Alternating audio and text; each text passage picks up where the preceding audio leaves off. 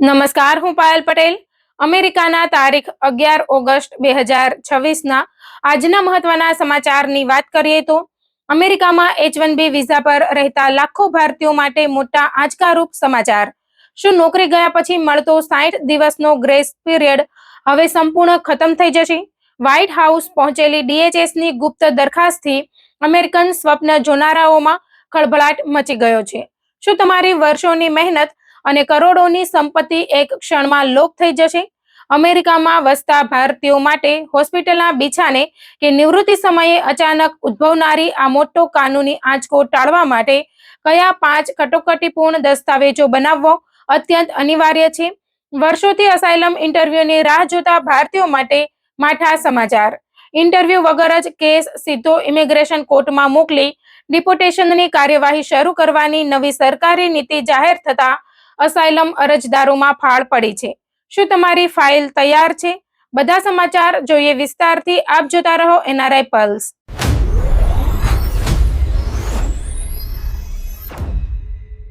કલ્પના કરો કે તમે વર્ષોથી અમેરિકામાં નોકરી કરી રહ્યા છો, ઘર ખરીદ્યું છે, બાળકો સ્કૂલમાં ભણે છે, મોર્ગેજ અને બીજા ખર્ચાઓ ચૂકવી રહ્યા છો અને અચાનક એક દિવસ તમારી કંપની કહે કે તમારી નોકરી હવે રહી નથી. સામાન્ય અમેરિકન કર્મચારી માટે આ મુશ્કેલી છે, પરંતુ જો તમે H1B વિઝા પર છો તો આ માત્ર નોકરી જવાની વાત નથી. આ તમારા આખા અમેરિકન જીવનને જોખમમાં મૂકી શકે છે.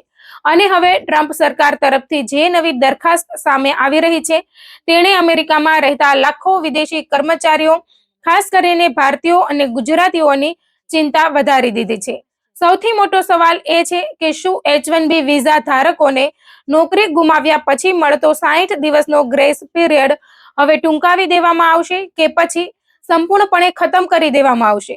જો આવું થાય તો નોકરી ગુમાવનાર ભારતીય કર્મચારી પાસે નવી નોકરી શોધવા માટે લગભગ કોઈ સમય જ નહીં રહે. અને મિત્રો, સૌથી મહત્વની વાત એ છે કે આ વાત માત્ર ચર્ચા સુધી સીમિત નથી રહી, પરંતુ ડિપાર્ટમેન્ટ ઓફ હોમલેન્ડ સિક્યોરિટી એટલે કે DHS તરફથી આ અંગેની દરખાસ્ત વ્હાઇટ હાઉસની Office of Information and Regulatory Affairs એટલે કે OIRA સુધી પહોંચી હોવાનું સામે આવ્યું છે. જો કે અહીં એક વાત ખૂબ જ ધ્યાનથી સમજવી જરૂરી છે કે આ હજુ અંતિમ નિયમ નથી. આ એક પ્રસ્તાવિત કાર્યવાહી છે અને તેની સંપૂર્ણ વિગતો હજુ જાહેર થવાની બાકી છે. એટલે 60 દિવસનો સમય સીધો જ શૂન્ય થઈ જશે એવું અત્યારે ચોક્કસ કહી શકાય નહીં. પરંતુ જો સરકાર ખરેખર આ ગ્રેસ પીરિયડ ઘટાડે છે અથવા ખતમ કરે છે તો તેની સીધી અસર અમેરિકામાં કામ કરતા ભારતીય પ્રોફેશનલ્સ પર પડી શકે છે. કારણ કે H1B પ્રોગ્રામમાં ભારતીય નાગરિકોનું પ્રમાણ સૌથી વધારે છે. એટલે જો તમે H1B પર છો, તમારા પરિવારમાં કોઈ H1B પર છે અથવા તમારો દીકરો કે દીકરી અમેરિકામાં H1B નોકરી શોધી રહ્યા છે તો આ સમાચારને સામાન્ય સમાચાર સમજીને અવગણશો નહીં. કારણ કે 60 દિવસનો આ સમય શા માટે મહત્વનો છે તે સમજશો તો તમને આ દરખાસ્તની ગંભીરતા સમજાશે. હાલના નિયમ પ્રમાણે H1B સહિત કેટલાક નોન ઇમિગ્રન્ટ વિઝા ધારકોને નોકરી ગુમાવ્યા પછી મહત્તમ 60 દિવસનો ગ્રેસ પીરિયડ મળી શકે છે. આ સમય દરમિયાન કર્મચારી નવી નોકરી શોધી શકે છે, નવા એમ્પ્લોયર દ્વારા જરૂરી H1B કાર્યવાહી કરાવી શકે છે અથવા પોતાની ઇમિગ્રેશન સ્થિતિ જાળવવા માટે યોગ્ય વિકલ્પ શોધી શકે છે. આ વ્યવસ્થા 2017થી અમલમાં છે અને ચટણીનો સામનો કરનારા H1B કર્મચારીઓ માટે મહત્વપૂર્ણ સુરક્ષા બની રહી છે. હવે વિચાર કરો કે આ 60 દિવસ પણ ન રહે તો શું થશે? અમેરિકામાં કોઈ વ્યક્તિ નોકરી ગુમાવે ત્યારે બીજા જ દિવસે નવી નોકરી મળતી નથી. પહેલા રિઝ્યુમ મોકલવો પડે, પછી રિક્રુટરનો call, technical interview, manager round, HR round, salary negotiation અને ઘણી વખત બેકગ્રાઉન્ડ ચેક. આ આખી પ્રક્રિયામાં અઠવાડિયા નહીં પરંતુ ઘણી વખત 2 મહિના કે તેનાથી પણ વધારે સમય લાગી શકે છે. અને H1B કર્મચારી માટે દરેક કંપની ઇમિગ્રેશન પ્રક્રિયા કરવા તૈયાર હોય એવું જરૂરી નથી. એટલે જો કોઈ ભારતીય કર્મચારીને અચાનક લે ઓફ મળી જાય અને સરકાર ગ્રેસ પીરિયડ ખૂબ ટૂંકો કરી નાખે તો તેની પાસે નવી નોકરી શોધવા માટે અત્યંત ઓછો સમય રહેશે. હવે અહીંથી વાત વધુ ગંભીર બને છે.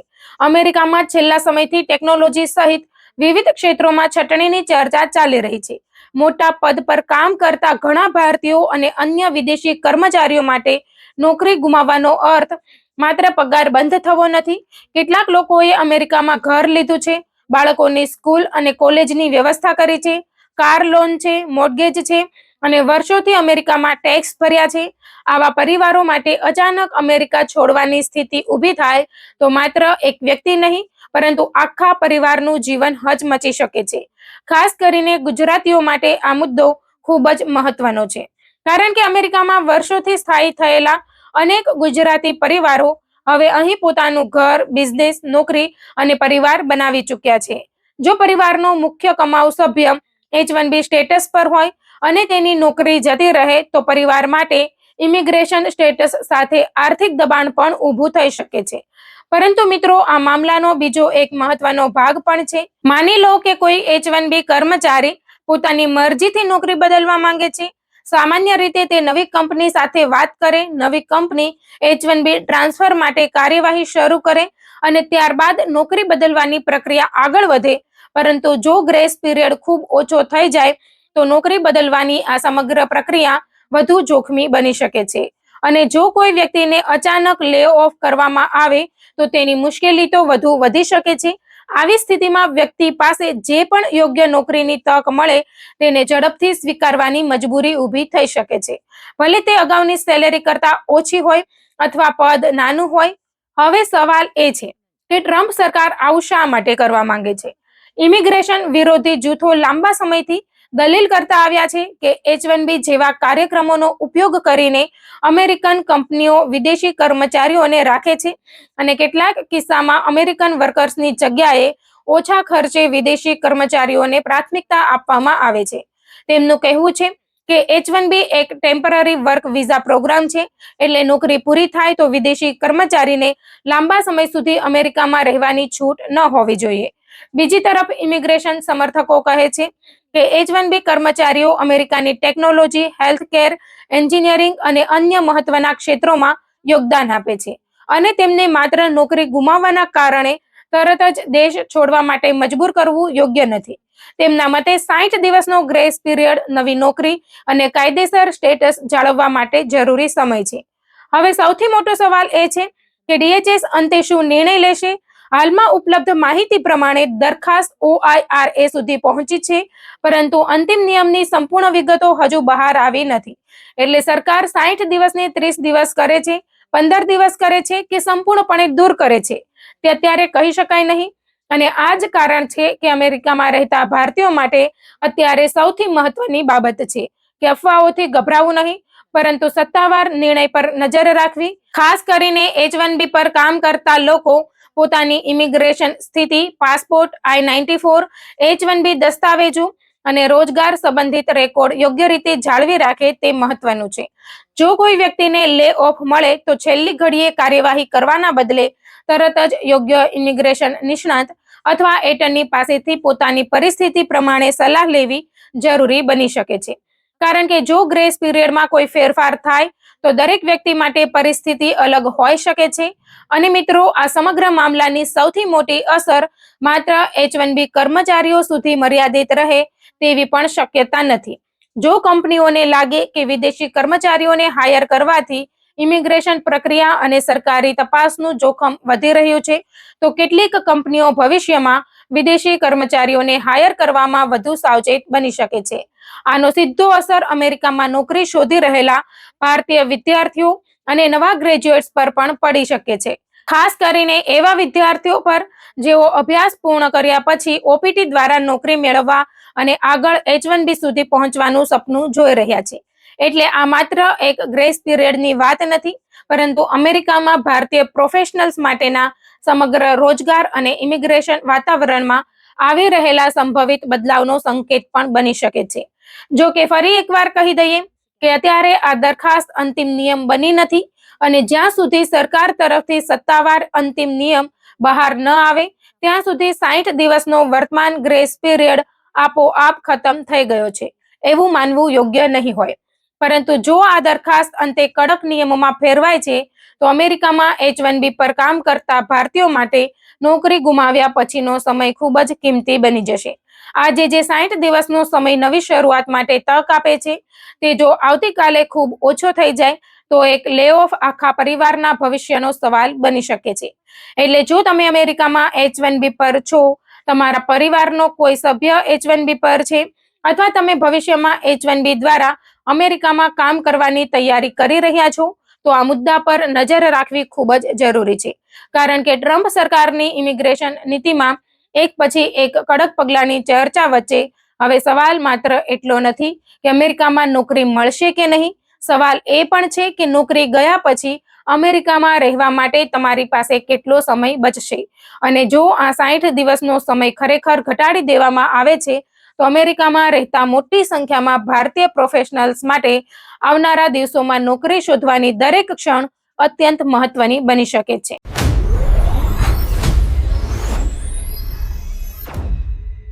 જો તમે અમેરિકામાં રહો છો, તમારી ઉંમર 60 વર્ષથી વધારે છે અથવા નિવૃત્તિની તૈયારી કરી રહ્યા છો, તો આ વાતને સામાન્ય સમાચાર સમજીને આગળ ન વધતા. કારણ કે આવતીકાલે જો તમે હોસ્પિટલમાં હોય અને તમારો પોતાનો દીકરો તમારા બેંક ખાતામાંથી $1 પણ કાઢી ન શકે, તમારી દીકરીને ડોક્ટર તમારી સારવાર વિશે માહિતી ન આપી શકે અને તમારા મૃત્યુ પછી તમારા પોતાના ઘરની માલિકી પરિવારને મળવામાં લાંબો સમય લાગી જાય, તો સૌથી મોટો સવાલ એ નહીં હોય કે તમારી પાસે કેટલા પૈસા છે.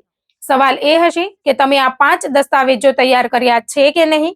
અમેરિકામાં રહેતા ભારતીયો અને ખાસ કરીને ગુજરાતીઓ માટે આ વાત એટલા માટે મહત્વની છે કારણ કે આપણે વર્ષો સુધી મહેનત કરીને ઘર ખરીદીએ છીએ, બેંકમાં બચત કરીએ છીએ, 401k, IRA અને અન્ય રિટાયરમેન્ટ ખાતામાં પૈસા ભેગા કરીએ છીએ, પરંતુ ઘણી વખત એક એવી બાબત ભૂલી જઈએ છીએ જે આખી મહેનતને મુશ્કેલીમાં મૂકી શકે છે. જૂન 2026ના સર્વેમાં એસ્ટેટ પ્લાનિંગ અંગે એક મોટો વિરોધાભાસ જોવા મળે છે. ઘણા અમેરિકનો માને છે કે આવા દસ્તાવેજો જરૂરી છે, છતાં મોટી સંખ્યામાં લોકોએ હજુ સુધી જરૂરી કાનૂની વ્યવસ્થા કરી નથી. હવે સવાલ એ છે કે આ 5 દસ્તાવેજો કયા છે અને તેમાંથી પહેલો દસ્તાવેજ તમારા પૈસા સાથે સીધો સંબંધ ધરાવે છે. વાત કરીએ ડ્યુરેબલ પાવર ઓફ એટર્ની એટલે કે ફાઇનાન્શિયલ POAની. માની લો કે તમે અચાનક બીમાર પડી ગયા, અકસ્માત થયો અથવા એવી સ્થિતિ આવી કે તમે જાતે કોઈ નાણાકીય નિર્ણય લઈ શકતા નથી. તમારા મનમાં તરત વિચાર આવશે કે મારા સંતાનો તો છે જ, તેઓ બધું સંભાળી લેશે. પરંતુ અમેરિકામાં માત્ર સંતાન હોવું અને કાયદેસર સત્તા હોવી બે અલગ બાબતો છે. ડ્યુરેબલ પાવર ઓફ એટર્નીમાં તમે વિશ્વાસુ વ્યક્તિને અગાઉથી સત્તા આપી શકો છો કે તમારી અસમર્થતાની સ્થિતિમાં તે બિલ ચૂકવે, બેંક અને નાણાકીય બાબતો સંભાળે, ટેક્સ સંબંધિત કામ કરે અથવા યોગ્ય પરિસ્થિતિમાં મિલકત અંગે કાર્યવાહી કરે. અહીં એક નાનો પરંતુ ખૂબ મહત્વનો શબ્દ છે ડ્યુરેબલ, કારણ કે સામાન્ય POA અને ડ્યુરેબલ POAના કાયદાકીય પરિણામો અલગ હોઈ શકે છે. જો યોગ્ય દસ્તાવેજ ન હોય અને તમે અસમર્થ બની જાઓ, તો પરિવારને કોર્ટની પ્રક્રિયા તરફ જવું પડી શકે છે. એટલે જે કામ અગાઉથી આયોજન કરીને સરળ બની શકે છે, તે પછી પરિવાર માટે કાનૂની પ્રક્રિયા અને ખર્ચનું કારણ બની શકે છે. પરંતુ પૈસાની સત્તા પછી આવે છે બીજો દસ્તાવેજ, અને આ દસ્તાવેજ તો સીધો તમારા જીવન અને સારવાર સાથે જોડાયેલો છે. તેનું નામ છે એડવાન્સ્ડ હેલ્થકેર ડિરેક્ટિવ. હવે કલ્પના કરો કે હોસ્પિટલમાં તમે એવી સ્થિતિમાં છો જ્યાં તમે ડોક્ટરને પોતે કંઈ કહી શકતા નથી. ડોક્ટર સામે એક ગંભીર નિર્ણય છે અને પરિવારના સભ્યો અલગ અલગ અભિપ્રાય આપી રહ્યા છે. ત્યારે નિર્ણય કોણ લેશે? આ પરિસ્થિતિ માટે હેલ્થકેર પ્રોક્સી અથવા મેડિકલ પાવર ઓફ એટર્ની મહત્વનું બની શકે છે. તેમાં તમે પહેલેથી નક્કી કરી શકો છો કે જો તમે પોતે તબીબી નિર્ણય ન લઈ શકો, તો તમારા તરફથી કોણ નિર્ણય લેશે. તેની સાથે લિવિંગ વિલમાં તમારી સારવાર અંગેની ઈચ્છાઓ લખી શકાય છે. ગંભીર સ્થિતિમાં તમે કઈ સારવાર ઈચ્છો છો, CPR અથવા જીવન રક્ષક સારવાર અંગે તમારી ઈચ્છા શું છે, અને અંતિમ તબક્કામાં તમારી પસંદગી શું છે. આ બાબતો પહેલેથી સ્પષ્ટ કરી શકાય છે. અમેરિકામાં રહેતા ભારતીય પરિવારો માટે આ વધુ મહત્વનું બની શકે છે, કારણ કે ઘણી વખત માતા પિતા એક રાજ્યમાં હોય છે અને સંતાનો બીજા રાજ્યમાં. કટોકટીના સમયે કોણ નિર્ણય લેશે એ પ્રશ્ન આખા પરિવાર માટે મુશ્કેલી બની શકે છે. અને હવે ત્રીજો દસ્તાવેજ જેમાં લોકો સૌથી મોટી ભૂલ કરે છે એ છે વિલ. ઘણા લોકો કહે છે કે મારી વિલ બની ગઈ છે એટલે હવે બધું સુરક્ષિત છે, પરંતુ અહીં જ મોટું ગેરસમજ છે. વિલ મહત્વપૂર્ણ છે, પરંતુ દરેક નાણાકીય ખાતા પર તેનો સીધો અમલ થાય એવું જરૂરી નથી. ખાસ કરીને રિટાયરમેન્ટ એકાઉન્ટ્સ, લાઈફ ઇન્સ્યોરન્સ અને અન્ય ખાતાઓમાં બેનિફિશિયરી ડેઝિગ્નેશન અલગથી મહત્વ ધરાવે છે. એટલે આજે જ તમારા 401k, IRA, લાઈફ ઇન્સ્યોરન્સ અને સંબંધિત બેંક અથવા રોકાણ ખાતાઓમાં બેનિફિશિયરી તરીકે કોનું નામ છે તે તપાસો. વર્ષો પહેલા કોઈનું નામ લખાવ્યું હોય ત્યારથી લગ્ન, છૂટાછેડા, પરિવારની પરિસ્થિતિ અથવા બેનિફિશિયરીની સ્થિતિ બદલાઈ ગઈ હોય તો જૂની માહિતી મુશ્કેલી ઊભી કરી શકે છે. એટલે વિલ બનાવવી એક બાબત છે અને બેનિફિશિયરી ડેઝિગ્નેશન અપડેટ રાખવી બીજી બાબત છે. અને હવે ધ્યાનથી સાંભળજો, કારણ કે ચોથો દસ્તાવેજ ખાસ કરીને એવા ગુજરાતી પરિવારો માટે મહત્વનો છે જેમની પાસે અમેરિકામાં પોતાનું ઘર છે. વાત છે ટ્રાન્સફર ઓન ડેથ ડીડ અથવા લિવિંગ ટ્રસ્ટની. ઘણા પરિવારો માટે ઘર સૌથી મોટી સંપત્તિ હોય છે, પરંતુ મૃત્યુ પછી આ ઘર કોને અને કેવી રીતે મળશે તે માત્ર મારા બાળકોને આપી જવાનું છે એટલું કહી દેવાથી નક્કી થતું નથી. કેટલાક રાજ્યોમાં યોગ્ય રીતે તૈયાર અને રેકોર્ડ કરાયેલ ટ્રાન્સફર ઓન ડેથ ડીડનો વિકલ્પ ઉપલબ્ધ હોય છે. તેમાં જીવનકાળ દરમિયાન માલિકી તમારી પાસે રહી શકે છે અને મૃત્યુ પછી નક્કી કરેલા બેનિફિશિયરીને મિલકત ટ્રાન્સફર થઈ શકે છે. પરંતુ ખૂબ મહત્વની વાત, ટીઓડી ડીડ દરેક રાજ્યમાં ઉપલબ્ધ નથી અને તેના નિયમો રાજ્ય પ્રમાણે અલગ છે. બીજી તરફ રિવોકેબલ લિવિંગ ટ્રસ્ટ કેટલાક પરિવારો માટે વધુ યોગ્ય હોઈ શકે છે, ખાસ કરીને જ્યારે એકથી વધુ મિલકતો અથવા જટિલ સંપત્તિ હોય. ટ્રસ્ટમાં સંપત્તિ મૂકીને તમે ઘણી વખત પોતે ટ્રસ્ટી રહી શકો છો અને પછી સક્સેસર ટ્રસ્ટી તમારી સૂચનાઓ પ્રમાણે પ્રક્રિયા સંભાળી શકે છે. હવે તમને લાગતું હશે કે 4 દસ્તાવેજો તો સમજાયા, પરંતુ 5મો દસ્તાવેજ એટલો સરળ છે કે ઘણા લોકો તેને ગંભીરતાથી લેતા નથી અને કટોકટીમાં આ ભૂલ મુશ્કેલી ઊભી કરી શકે છે. 5મો દસ્તાવેજ છે HIPAA ઓથોરાઇઝેશન. માની લો કે તમે હોસ્પિટલમાં દાખલ છો. તમારો દીકરો ડોક્ટરને પૂછે છે, મારા પિતાની હાલત કેવી છે, કઈ સારવાર ચાલી રહી છે, પરંતુ હોસ્પિટલ તમારી તબીબી માહિતી કોને આપી શકાય તે અંગે HIPAA પ્રાઇવસી રૂલ્સનું પાલન કરે છે. યોગ્ય HIPAA ઓથોરાઇઝેશન હોય તો તમે અગાઉથી ચોક્કસ વ્યક્તિઓને તમારી તબીબી માહિતી મેળવવાની પરવાનગી આપી શકો છો. એટલે તમારા સંતાનો અથવા વિશ્વાસુ પરિવારજનો માટે કટોકટીમાં ડોક્ટર સાથે વાતચીત કરવી સરળ બની શકે છે.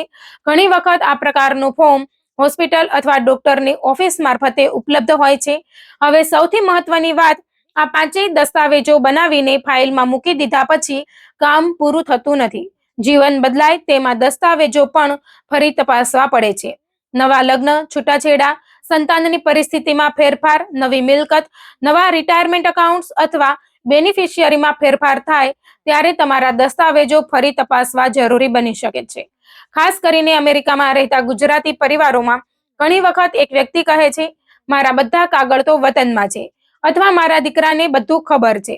પરંતુ કાનૂની કટોકટીમાં માત્ર પરિવારને ખબર હોવી પૂરતી નથી, યોગ્ય દસ્તાવેજ અને યોગ્ય પ્રક્રિયા પણ જરૂરી હોઈ શકે છે. હવે તમારા પોતાના જીવન વિશે વિચારો. જો આજે જ તમને હોસ્પિટલમાં દાખલ કરવામાં આવે તો તમારા બેંક ખાતા કોણ સંભાળશે?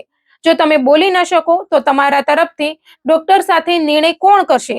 તમારા 401k અથવા લાઈફ ઇન્સ્યોરન્સમાં બેનિફિશિયરી તરીકે કોનું નામ છે? તમારા ઘરના મૃત્યુ પછીના ટ્રાન્સફર માટે તમારા રાજ્યમાં કઈ વ્યવસ્થા છે? અને તમારી તબીબી માહિતી તમારા સંતાનોને મળી શકે તે માટે યોગ્ય ઓથોરાઇઝેશન છે? જો આ 5 પ્રશ્નોમાંથી એકનો પણ જવાબ તમને ખબર નથી તો આજનો વિડીયો તમારા માટે માત્ર માહિતી નથી, આ એક ચેકલિસ્ટ છે. ફાઇનાન્શિયલ POA, તમારા પૈસાની વ્યવસ્થા માટે હેલ્થ કેર પ્રોક્સી અને લિવિંગ વિલમાં તમારા તબીબી નિર્ણય માટે વિલ અને બેનિફિશિયરી ડેઝિગ્નેશન તમારી સંપત્તિના વિતરણ માટે, ટીઓડી ડીડ અથવા લિવિંગ ટ્રસ્ટ તમારા ઘરની યોજના માટે અને HIPAA ઓથોરાઇઝેશન તમારા પરિવારને તબીબી માહિતી મેળવવામાં મદદ કરવા માટે મહત્વનું બની શકે છે. પરંતુ યાદ રાખજો, અમેરિકામાં એસ્ટેટ પ્લાનિંગ રાજ્યના કાયદા પ્રમાણે બદલાય છે. એટલે કોઈ યુટ્યુબ વિડીયો, ઓનલાઈન ફોર્મ કે મિત્રની સલાહને અંતિમ કાનૂની સલાહ માનવાના બદલે તમારા રાજ્યમાં યોગ્ય લાયસન્સ ધરાવતા એટર્ની અથવા સંબંધિત નિષ્ણાંત સાથે તમારી પરિસ્થિતિ પ્રમાણે તપાસ કરવી સૌથી સુરક્ષિત રસ્તો છે. કારણ કે તમે આખી જિંદગી તમારા પરિવાર માટે પૈસા કમાયા, ઘર બનાવ્યું અને બચત કરી. હવે એ પણ નક્કી કરવું જરૂરી છે કે મુશ્કેલીની ઘડીમાં એ બધું યોગ્ય વ્યક્તિ સુધી કેવી રીતે પહોંચશે. આજે કદાચ આ 5 દસ્તાવેજોની જરૂર ન પડે, આવતીકાલે પણ ન પડે, પરંતુ જે દિવસે જરૂર પડશે એ દિવસે તૈયારી કરવાનો સમય કદાચ તમારા હાથમાં નહીં હોય. અને એટલા માટે અમેરિકામાં રહેતા દરેક ભારતીય અને ગુજરાતી પરિવાર માટે એક વાત યાદ રાખવી ખૂબ જરૂરી છે. સંપત્તિ બનાવવી એ જીવનની મોટી સિદ્ધિ છે, પરંતુ એ સંપત્તિનું ભવિષ્ય પહેલેથી સુરક્ષિત કરવું પણ એટલું જ મહત્વનું છે.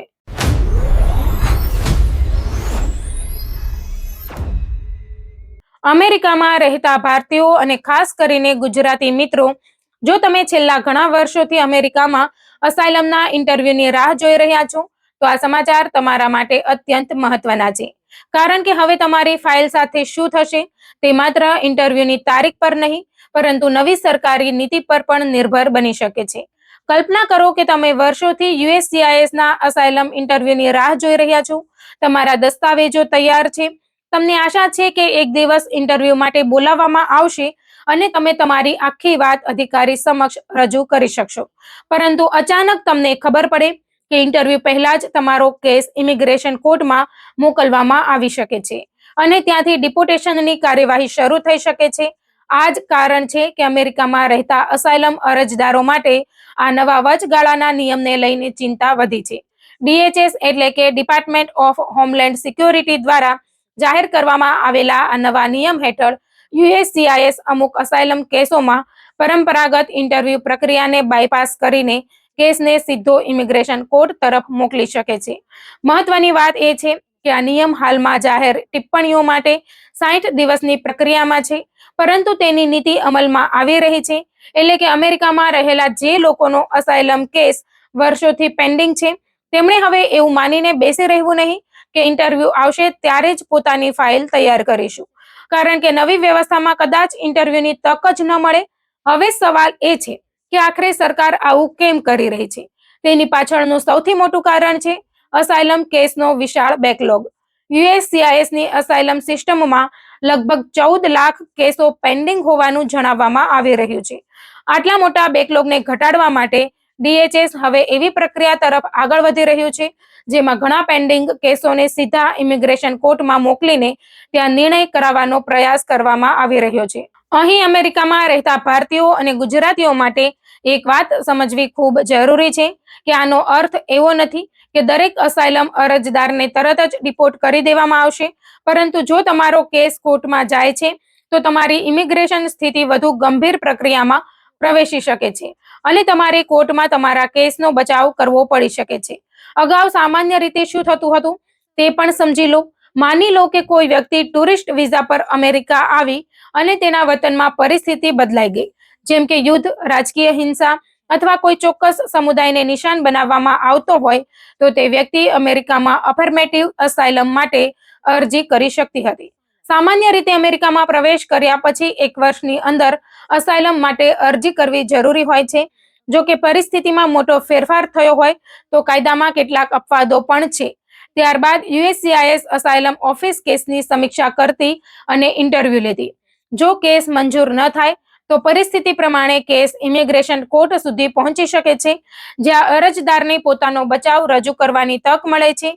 પરંતુ હવે સૌથી મોટો ફેરફાર એ છે કે કેટલાક કેસોમાં યુએસસીઆઈએસ ઇન્ટરવ્યુ પહેલા જ કોર્ટમાં રેફરલ કરવાની પ્રક્રિયા અપનાવી શકે છે અને અહીંથી આખી વાત વધુ ગંભીર બની જાય છે, કારણ કે ભૂતકાળમાં કેટલાક લોકો માત્ર વર્ક પરમિટ મેળવવા માટે ખૂબ નબળા અસાયલમ કેસ ફાઇલ કરતા હોવાના આક્ષેપો થયા છે. ખાસ કરીને કેટેગરી C08 વર્ક પરમિટ મેળવવા માટે કેટલાક અરજદારો એવા કેસ ફાઇલ કરતા હતા જેમાં તેમના પોતાના દેશમાં માત્ર ગરીબી કે ખરાબ આર્થિક સ્થિતિ હોવાનું કારણ દર્શાવવામાં આવતું હતું, જ્યારે માત્ર ગરીબી સામાન્ય રીતે અસાયલમ માટે પૂરતું કારણ નથી.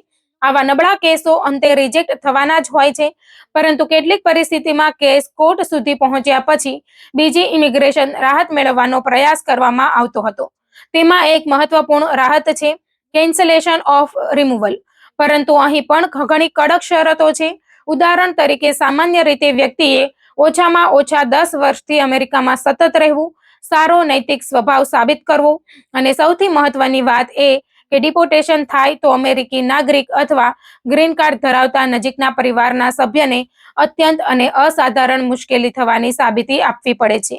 એટલે કે આ કોઈ સરળ વિકલ્પ નથી. ગંભીર વિકલાંગતા ધરાવતા અમેરિકી નાગરિક બાળક જેવી પરિસ્થિતિમાં જ આવા હાર્ડશીપના મુદ્દા મહત્વના બની શકે છે. આ જ કારણસર હવે સરકાર નબળા કેસો દ્વારા સિસ્ટમનો દુરુપયોગ અટકાવવા વધુ કડક રસ્તો અપનાવી રહી હોવાનું માનવામાં આવે છે. પરંતુ મિત્રો, અહીં સૌથી મહત્વનો સવાલ છે, જો તમારો કેસ ખરેખર મજબૂત છે તો તમારે શું કરવું? જો તમે 8, 9 કે 10 વર્ષથી ઇન્ટરવ્યુની રાહ જોઈ રહ્યા છો, તો આ સમાચાર તમારા માટે માત્ર ચિંતા નહીં, પરંતુ એક મહત્વપૂર્ણ ચેતવણી પણ છે. તમારી અસાઇલમ ફાઇલમાં નવા પુરાવા આવ્યા હોય તો હવે તેમને તૈયાર રાખવાની જરૂર છે. તમારા દેશમાં રહેલા પરિવારના સભ્યોના સોગંદનામા, પોલીસ રિપોર્ટ, મૃત્યુના દાખલા, તાજેતરની હિંસા કે અસુરક્ષાની સ્થિતિ દર્શાવતા દસ્તાવેજો અને અન્ય સંબંધિત પુરાવા તમારી ફાઇલને વધુ મજબૂત બનાવી શકે છે. ખાસ કરીને જો આ દસ્તાવેજો તમારી પરિસ્થિતિ સાથે સીધો સંબંધ ધરાવતા હોય, તો યોગ્ય અંગ્રેજી અનુવાદ સાથે તેમને કાયદેસર રીતે ફાઇલમાં ઉમેરવા અંગે તમારા ઇમિગ્રેશન વકીલ સાથે ચર્ચા કરવી અત્યંત જરૂરી બની શકે છે. કારણ કે જૂની માનસિકતા કે હમણાં I-589 ફાઇલ કરી દઈએ, ઇન્ટરવ્યુ ઘણા વર્ષ પછી આવશે ત્યારે પુરાવા ભેગા કરીશું, હવે જોખમી બની શકે છે. જો સરકાર પેન્ડિંગ કેસોને ઝડપથી સ્ક્રીન કરીને આગળ ધપાવવાનું શરૂ કરે છે, તો તમારી ફાઇલમાં આજે શું છે તે ખૂબ મહત્વનું બની શકે છે. અને અહીં એક વાત ખાસ યાદ રાખજો, નવો નિયમ આવ્યો એટલે દરેક કેસ કોર્ટમાં જ જશે એવું નથી, અને મજબૂત અસાઇલમ કેસ ધરાવનાર દરેક વ્યક્તિને ડિપોર્ટ કરવામાં આવશે એવું પણ નથી. દરેક કેસની હકીકતો અલગ હોય છે, પરંતુ જે લોકોનો કેસ નબળો છે અથવા જેમની અરજીમાં જરૂરી પુરાવા નથી, તેમના માટે જોખમ ચોક્કસપણે વધી શકે છે. બીજી તરફ, વર્ષોથી પેન્ડિંગ રહેલા સાચા અને મજબૂત કેસ ધરાવતા લોકો માટે કોર્ટમાં જઈને આખરે નિર્ણય મેળવવાનો રસ્તો ઝડપથી ખુલ્લો પણ થઈ શકે છે.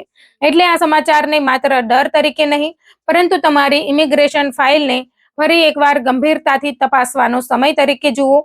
અમેરિકામાં રહેતા ગુજરાતી અને ભારતીય મિત્રો, ખાસ કરીને જો તમારો અસાઇલમ કેસ પેન્ડિંગ છે, તો તમારા વકીલ સાથે બેસીને તમારી I-589 અરજીમાં શું લખ્યું છે, છેલ્લા કેટલાક વર્ષોમાં તમારા દેશમાં શું બદલાયું છે, તમારી વ્યક્તિગત પરિસ્થિતિમાં શું બદલાયું છે અને નવા કયા પુરાવા ઉપલબ્ધ છે તેની સમીક્ષા કરાવો. જો તમને USCIS તરફથી કોઈ નોટિસ મળે, તમારો કેસ કોર્ટમાં રેફર થાય અથવા નોટિસ ટુ અપિયર જેવી કાર્યવાહી શરૂ થાય, તો તેને અવગણશો નહીં. કોર્ટની નોટિસને અવગણવાથી ગંભીર પરિણામો આવી શકે છે. સૌથી મહત્વની વાત એ છે કે સોશિયલ મીડિયા, કોઈ મિત્ર કે બિનઅધિકૃત એજન્ટની સલાહના આધારે તમારી ઇમિગ્રેશન વ્યૂહરચના નક્કી ન કરો. અસાઇલમ અને ડિપોર્ટેશન જેવા મામલામાં એક નાની ભૂલ પણ લાંબા સમય સુધી અસર કરી શકે છે. તેથી યોગ્ય લાયસન્સ ધરાવતા ઇમિગ્રેશન એટર્ની પાસેથી તમારી વ્યક્તિગત પરિસ્થિતિ પ્રમાણે કાનૂની સલાહ લેવી વધુ સુરક્ષિત રસ્તો છે. અને અંતમાં, અમેરિકામાં રહેતા આપણા તમામ ભારતીય અને ગુજરાતી ભાઈ બહેનો માટે એક જ વાત, જો તમારો અસાઇલમ કેસ વર્ષોથી પેન્ડિંગ છે, તો હવે મારી ઇન્ટરવ્યુ તારીખ ક્યારે આવશે એટલું જ પૂછવાનો સમય નથી. હવે સવાલ એ પણ છે કે જો ઇન્ટરવ્યુ પહેલા જ મારો કેસ કોર્ટમાં જાય તો શું મારી ફાઇલ સંપૂર્ણ રીતે તૈયાર છે? કારણ કે DHSની આ નવી દિશા આગામી સમયમાં અસાઇલમ કેસોની પ્રક્રિયા કેવી રીતે ચાલશે તેમાં મોટો ફેરફાર લાવી શકે છે. નિયમ હજુ જાહેર ટિપ્પણીઓ અને સંભવિત કાનૂની પડકારોની પ્રક્રિયામાં છે, એટલે આગળ તેમાં ફેરફાર પણ થઈ શકે છે. પરંતુ હાલની સ્થિતિમાં જે લોકોનો કેસ પેન્ડિંગ છે, તેમણે સતર્ક રહેવું, પોતાની ફાઇલ અપડેટ કરવી અને યોગ્ય કાનૂની સલાહ લેવી સૌથી મહત્વપૂર્ણ છે. કારણ કે વર્ષોથી રાહ જોતા એક કેસ માટે હવે કદાચ સૌથી મહત્વનો સમય આવી ગયો છે.